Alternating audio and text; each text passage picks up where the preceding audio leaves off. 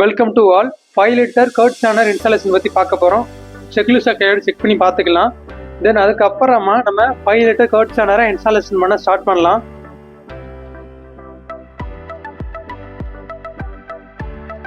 கடையக்கூடிய அந்த ராட் அதில் இருக்க ஹெட்டை எடுத்துட்டு அதில் ஒரு பிளாஸ்டிக் அட்டாச் பண்ணதுக்கப்புறம் அதில் ஃபிட் பண்ணணும். இதுக்கான அலாங்கி ஸ்க்ரூஸ் எல்லாமே நாங்கள் கொடுத்துருக்கோம். வீடியோவில் காட்டுற மாதிரி இந்த இதை ரிமூவ் பண்ணிக்கோங்க.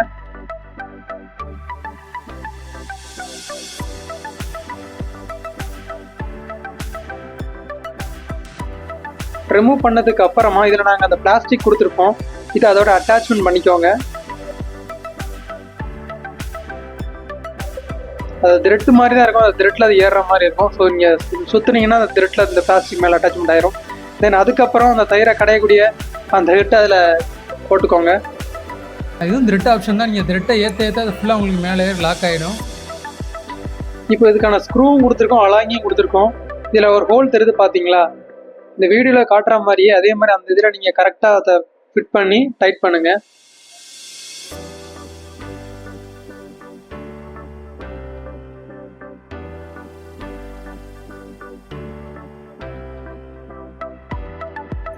அதுக்கப்புறமா இப்போ நம்ம 5 லிட்டர் கர்ட் சேனர் மோட்டர் எடுத்துக்கலாம்.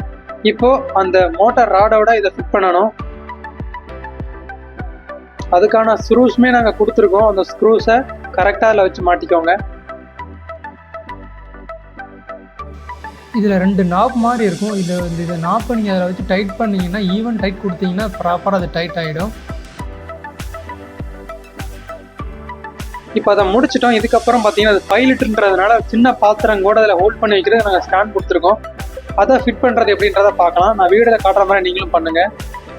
அதை ஸ்க்ரூ அதில் கீழே வச்சுக்கிட்டு அந்த ராட் அதை கனெக்ட் பண்ணோம். பார்த்தீங்கன்னா இது ஒரு ஸ்டாண்டு மாதிரி ரெடி ஆயிடும் நமக்கு.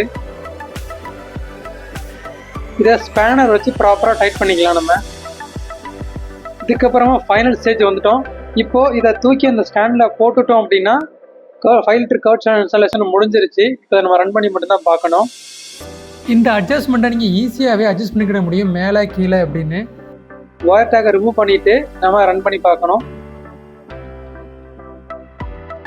இப்போ ப்ளக் பண்ணி பார்த்து இது எப்படி ஆப்ரேட் ஆகுதுன்றத செக் பண்ணலாம். இப்போ பார்த்தீங்கன்னா ப்ராப்பராக கர்ட் சேனர் சூப்பராக ரன் ஆகுது.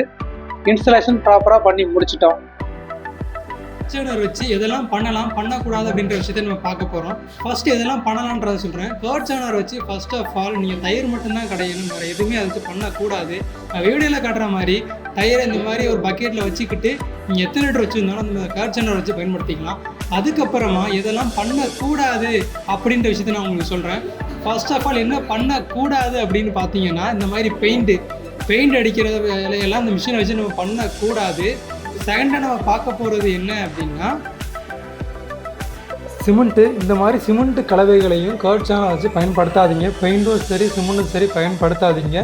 கர்ட் சேனரை தயிர் கடையிறதுக்கு மட்டும் பயன்படுத்திக்கோங்க.